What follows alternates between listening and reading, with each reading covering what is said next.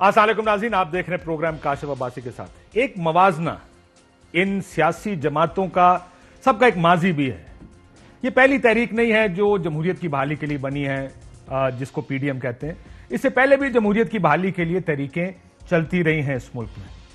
Comparison करेंगे कि ये जमातें किस तरह क्या अपने जाती मफाद के लिए, इक्तदार के लिए, ताकत के लिए फैसले कैसे करती हैं। एक वक्त होता है फैसला किसी और बुनियाद पर और उसका तकाजा कुछ और, फिर कुछ अरसे बाद कुछ और फैसला, उसका तकाजा कुछ और। इसकी वजह क्या होती है? एक इत्तेहाद बना था 3 दिसंबर 2000 को, जिसको ARD कहते हैं, alliance for restoration of democracy. 12 अक्टूबर 1999 को परवेज मुशर्रफ साहब ने इस मुल्क में मार्शल लॉ लगाया। अब आपको बताते हैं कि मौलाना फजलुर रहमान यानी जमीयत उलमा इस्लाम उस वक्त MMA का हिस्सा था। उनका क्या किरदार था, पीपल्स पार्टी ने क्या किया और मियां साहब क्या करते हैं। शुरू मौलाना फजलुर रहमान साहब से कर लेते हैं, ज़ाहिर है सरबराह हैं इस वक्त PDM के।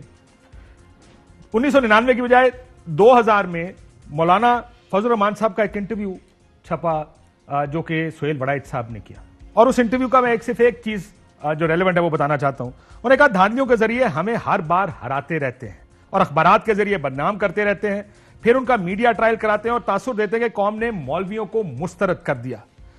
एक बड़ा इनका एक गुस्से का इजहार था कि हमें तो हमेशा इलेक्शंस हरा दिए जाते हैं। फिर 2002 के इलेक्शन हुए जिसके बारे में अमूमी तासुर यह है कि तारीख के शायद सबसे ज्यादा धांधली ज्यादा इलेक्शन थे। लेकिन इस पर मौलाना साहब का रद्द-ए-अमल बड़ा दिलचस्प था, जहां उन्होंने कहा कि मजलिस अमल आजाद खारजा पॉलिसी बनाएगी। जो हाईलाइटेड पोर्शन है उसमें कहते हैं कहीं धांधली नहीं हुई, यूरोपीय यूनियन वाले मजहबी जमातों की कामयाबी के बायस तहफ्फुजात का इजहार कर रहे हैं। यानी 2002 के इंतखाबात बाद धांधली ज्यादा नहीं थी। एक और बड़ी दिलचस्प चीज जो आजकल आप देख रहे हैं कि लीडर ऑफ द ऑपोजिशन पर बड़ा झगड़ा चल रहा है। कोई कहता है leader of the opposition selected है जो यूसुफ रजा गिलानी साहब है। 2002 में भी ऐसा झगड़ा शुरू हुआ था। इलेक्शंस के बाद MMA भी एक बड़ा नंबर लेकर आई थी, लेकिन उस वक्त की असेंबली की सबसे बड़ी जमात पाकिस्तान पीपल्स पार्टी थी। लेकिन चौधरी अमीर हुसैन ने उस वक्त मौलाना फजलुर रहमान साहब को लीडर ऑफ द ऑपोजिशन नामजद कर दिया था। लेकिन उस पर उसके जवाब में अमीन फहीम साहब का यह कहना था कि यह एक डील का हिस्सा है और यह एक गैर आईनी इकदाम है। राजा जफरुल हक साहब पाकिस्तान मुस्लिम लीग नून, उनका भी यह कहना था कि यह तैनाती गैर आईनी है। असेंबली में जिसकी अक्सरियत हो लीडर ऑफ द ऑपोजिशन उसी का होना चाहिए। उस वक्त भी लीडर ऑफ द ऑपोजिशन पर एक झगड़ा हुआ, आज भी लीडर ऑफ द ऑपोजिशन पर एक झगड़ा, लेकिन मौलाना फजलुर रहमान साहब बने और वो उस असेंबली की मुद्दत पूरी होने तक लीडर ऑफ द ऑपोजिशन रहे। बहरहाल इसके बाद एक और बड़ी दिलचस्प खबर, इसका इजहार चौधरी शुजात हुसैन साहब ने अपने एक इंटरव्यू में किया। उन्होंने कहा फजलुर रहमान साहब, और ये याद रखिएगा ARD की मूवमेंट है, तमाम सियासी जमातें इकट्ठी हैं। मौलाना साहब के बारे में चौधरी शुजात साहब ने कहा फजलुर रहमान तमाम इशू छोड़कर वजीर आजम के ओहदे के पीछे पड़ गए। यानी जो जो इशूज थे जमहूरियत की बहाली वगैरह, मौलाना साहब का सबसे बड़ा इशू बकौल चौधरी शुजात हुसैन साहब के ये था कि उनको वजीर आजम जाए। आपको याद होगा परवेज मुशर्रफ साहब एक गैर आईनी गैर कानूनी सदर थे, लेकिन उनको एक लीगल कवर देना था। वो एक LFO लेकर आए थे जिसको लीगल फ्रेमवर्क ऑर्डर कहते हैं। उसके बाद 2003 में यह बहस शुरू हुई कि उनको असेंबली से लीगल कवर चाहिए, जो बाद में उनको मिला। मजलिस अमल पर यह प्रेशर बना या ये मुज़ाकरात शुरू हुए हुकूमती कि वो इस पर हमायत करे सिटिंग गवर्नमेंट की। सदर परवेज मुशर्रफ साहब ने फोन भी किया उस वक्त सेक्रेटरी जनरल मौलाना फजलुर रहमान साहब से। यह बहस शुरू है, अगर फुल स्क्रीन पर दिखा सकें तो यह बहस का सिलसिला शुरू हुआ।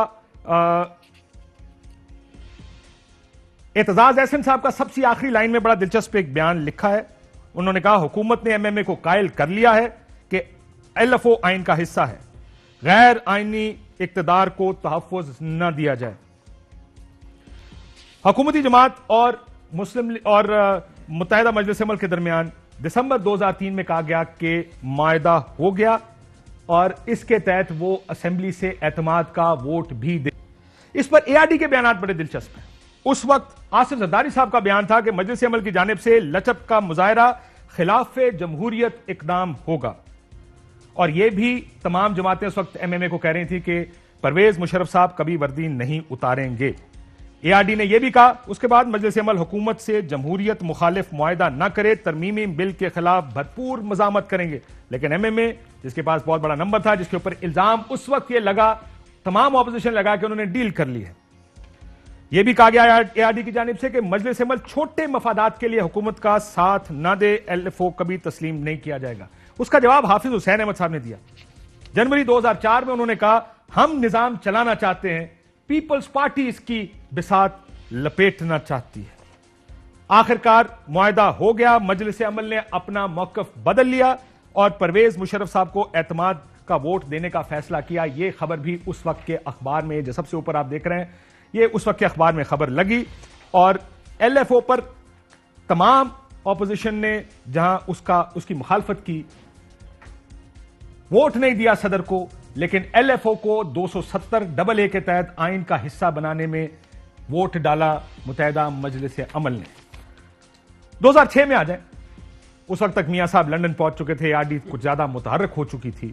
تو میاں صاحب اور ARD کی جانب سے یہ مطالبہ شروع ہوا کہ اسمبلیوں سے استعفے دینے چاہیے.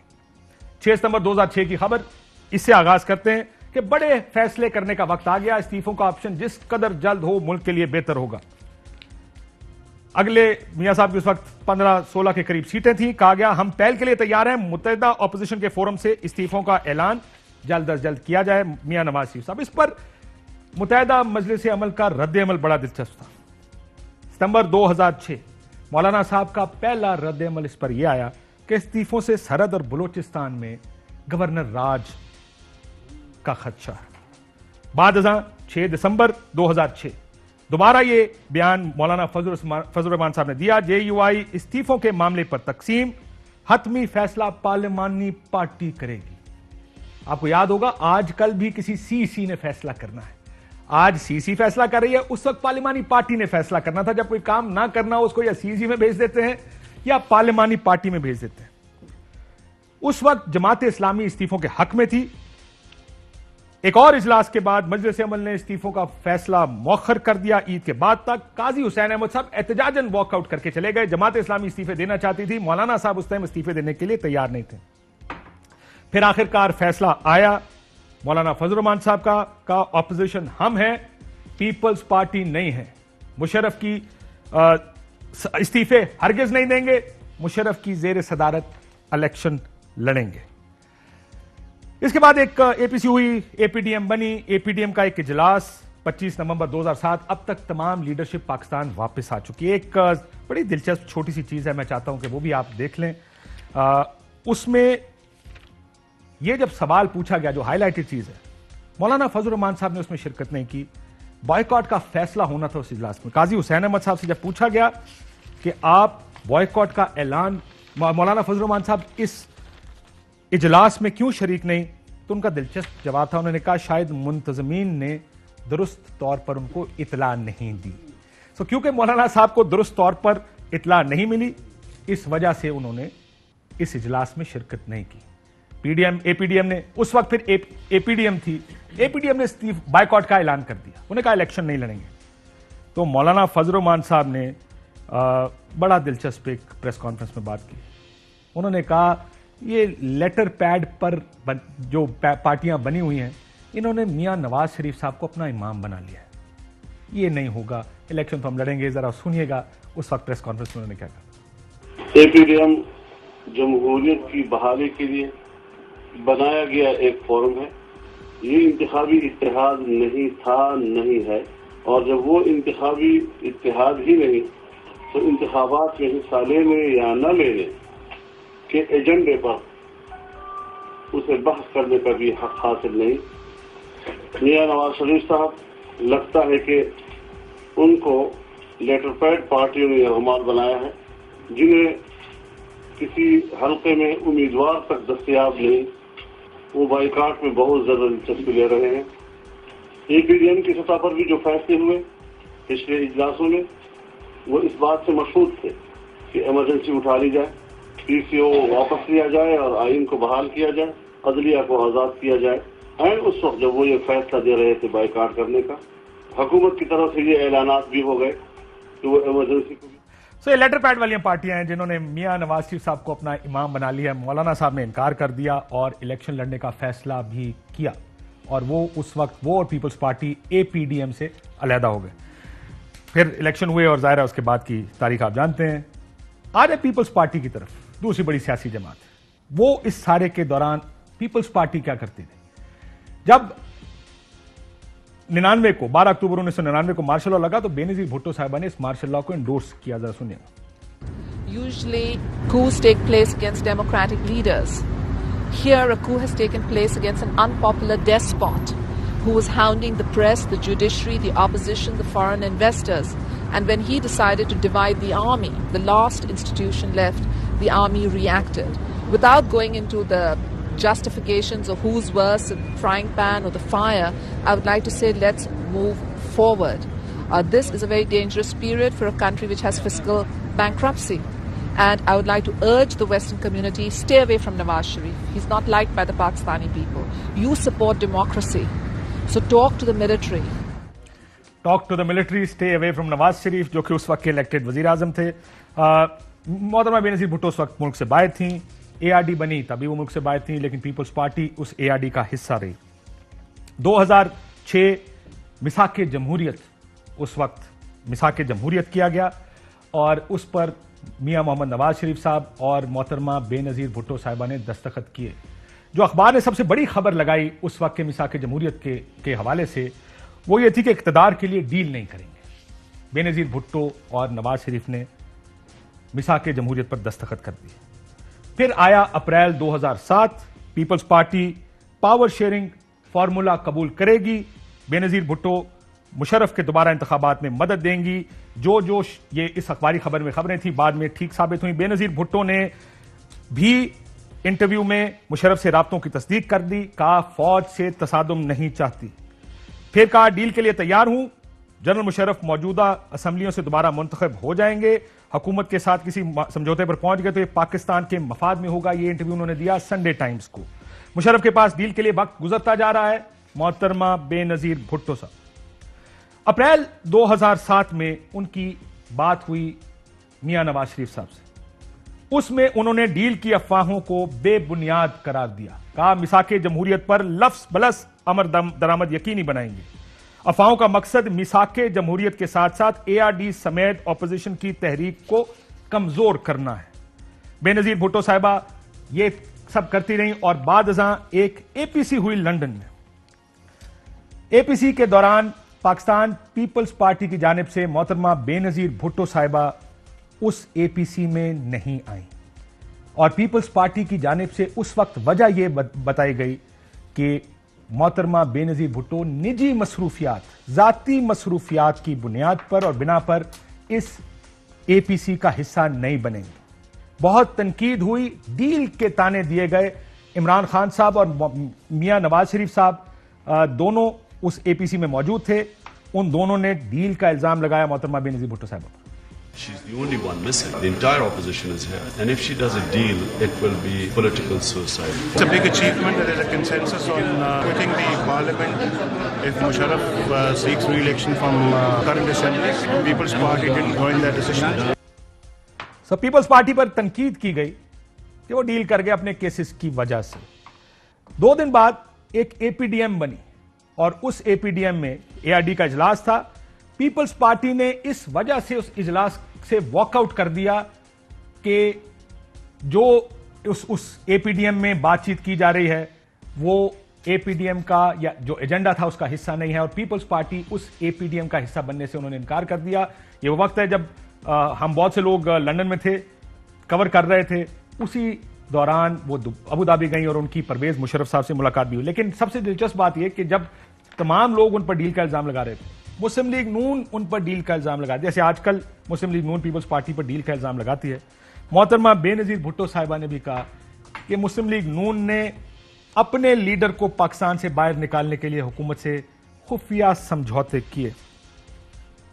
हमारा मसला यह कि हम बात खुलकर कर देते हैं, मुस्लिम लीग नून मुलाकातें करने के बाद बताती है, हम पहले बता देते हैं। यह गुफ्तगू थी उस वक्त मोहतरमा बेनजीर भुट्टो साहिबा की। آج بھی آپ نے دیکھا ہوگا الزام پیپلز پارٹی کی طرف سے یہی ہے. جب ڈیل کا الزام لگایا گیا پیپلز پارٹی پر, وہ آج بھی یہی کہتے ہیں کہ کسی کے کہنے پر کسی کے ساتھ ڈیل کر کے ہی میاں صاحب پاکستان سے باہر گئے. جب باپ کا الزام لگا تو آج بھی یہی کہا جاتا ہے. آج مسلم لیگ نون سب سے چھوٹا مختصر پورشن ان کا ہے, کیونکہ جب میاں صاحب جیل میں تھے, جب مارشل لا لگا, ایک تحریک چل رہی تھی ان کے لیے. 3 دسمبر 2000 کو ARD بنی اور اس میں مسلم لیگ نون بھی شامل تھی, لیکن 10 دسمبر 2000 کو میاں صاحب ایک ڈیل یا معاہدہ کر کے پاکستان سے باہر چلے گئے. یاد رکھیے گا اس وقت ڈیل بڑا آپریٹو ورڈ تھا جسے آج کل سلیکٹڈ کا نام دیا جاتا ہے, لیکن اس وقت میاں صاحب پاکستان سے باہر چلے گئے اور پھر سعودی عرب جب تک رہے 2005 نومبر تک وہ خاموش رہے. 2006 میں واپس لندن پہنچے, COD سائن ہوا, APC ہوئی, APDM بنی, اور نئے انتخابات کا جب اعلان ہوا تو پوری APDM نے انتخابات کے بائیکاٹ کا اعلان کر دیا. آج PDM ہے, اس وقت APDM ہوتی تھی. اس APDM نے انتخابات کے بائیکاٹ کا اعلان کر دیا. یہ کہا گیا, میاں صاحب نے ایک پریس کانفرنس میں کہا کہ 2 کمیٹیاں بنیں گی, قاضی حسین احمد صاحب JUIF سے بات کریں گے اور ہم محترمہ بے نظیر بھٹو صاحبہ کو منانے کی کوشش کریں گے. پھر یہ ہوا کہ محترمہ بے نظیر بھٹو صاحبہ نے میاں صاحب کو منا لیا, وہ الیکشن پر تیار ہو گئے, باقی کی ساری APDM نے اس انتخابات کا بائیکاٹ کر دیا. پھر یہ الیکشن ہوئے جس کے اوپر سب نے تنقید کی, سلیکٹڈ ہونے کا الزام لگایا, اور جب تحریک چلنے کا وقت آیا, مولانا فضل الرحمان صاحب اپنا دھرنا لے کر اسلام آباد بھی آئے, تو میاں صاحب کو بیمار ہوئے, پلیٹلیٹس کا ایک بہت بڑا ایشو بنا اور وہ پاکستان سے باہر چلے گئے. ان کی تصویریں جو اس وقت چھپیں اس کے اوپر بھی بہت سی تنقید ہوئی کہ وہ ایک ایسے وقت میں, اور یہ سب سے زیادہ تنقید اس وقت حکومت نے کی تھی. ایک اور چیز جو بیچ میں ایک چھوٹا سا پیس رہ گیا تھا, میاں صاحب جب پاکستان سے باہر چلے گئے 2000 میں معاہدہ کر کے, تو اس وقت الزام یہ لگا کہ یہ ڈیل کر کے گئے. PMLN کہتی تھی کوئی ڈیل نہیں ہوئی, ہم نے مشرف صاحب کے ساتھ کوئی معاہدہ نہیں کیا. تو پرویز مشرف صاحب کو سعد حریری اور سعودی شہزادے کو بلانا پڑے گا جو وزیر بھی تھے, اور انہوں نے پھر کہا کہ آپ ڈیل کر کے گئے ہیں اور مجھے امید ہے کہ آپ اس ڈیل کو آنر کریں گے. کیا کہا انہوں نے, ذرا یہ بھی سننا. We have an agreement signed, and we are hopeful that the signee will adhere to that agreement and stick to it. We're really hoping, sincerely hoping that His Excellency Nawaz Sharif honors this agreement. یہ سعودی وزیر تھے, شہزادے بھی تھے, اور Saad Hariri نے بھی ایسا ہی بیان دیا. لیکن جب بھی تحریک چلی میاں صاحب ملک میں نہیں تھے, وہ آج بھی ملک میں نہیں ہیں.